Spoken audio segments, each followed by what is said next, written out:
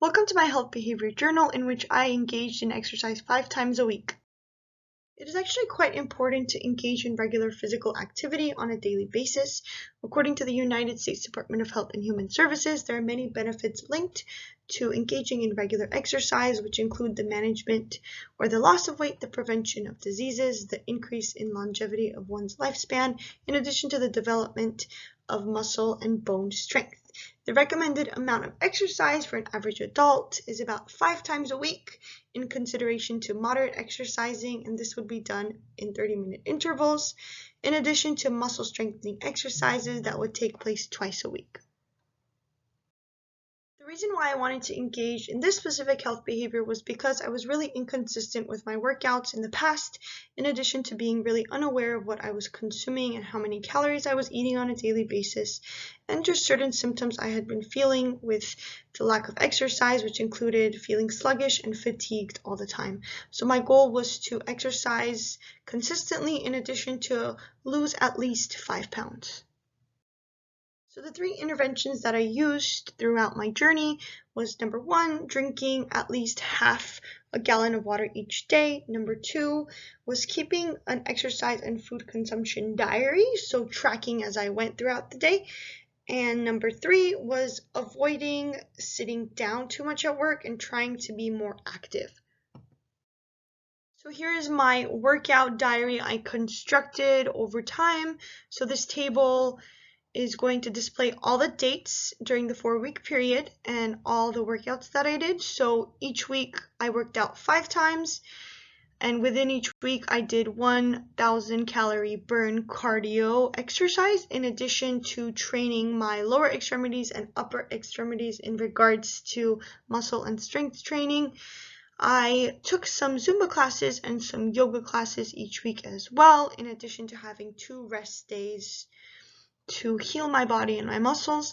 I also tracked breakfast, lunch, and dinner calories and added the totals each day, so I'm aware of how many calories I was actually eating. And I also tracked my water intake in gallons, so I did hit my goal each day for the half a gallon, and I actually drank more on a few days. Intervention 1 goes in increasing my water intake. This was actually pretty easy because I took my bottle with me wherever I went, so I was really focused on getting hydrated. The only difficult part was the fact that this bottle was extremely heavy and it was kind of hard to lug around here and there. For intervention 2, tracking my calorie intake and my exercises, this was extremely easy in regards to exercising because the machine actually told me how many calories I burned. But as far as the food portion goes, it was difficult getting used to because I was eating different things on a daily basis for breakfast, lunch, and dinner. So I had to really get used to which calories contained specific nutrients and which did not. As intervention 3 goes, it was quite easy to reduce my sedentary lifestyle because I often walk patients to the radiological floor, so I was getting my steps in. The only difficult part was having to answer phones standing up, but I got used to it at one point.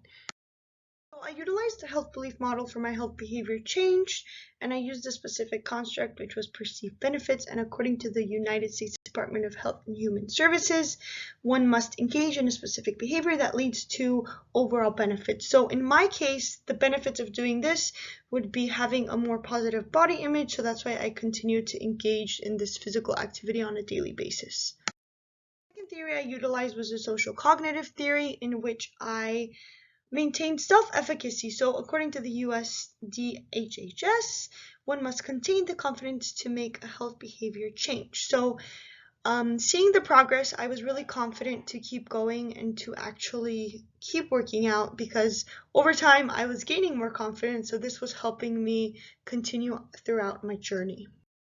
The last theory I utilized was the theory of planned behavior. So according to the United States Department of Health and Human Services, one's attitude toward the behavior attributes to the attitudes and thoughts concerning specific health behavior practices.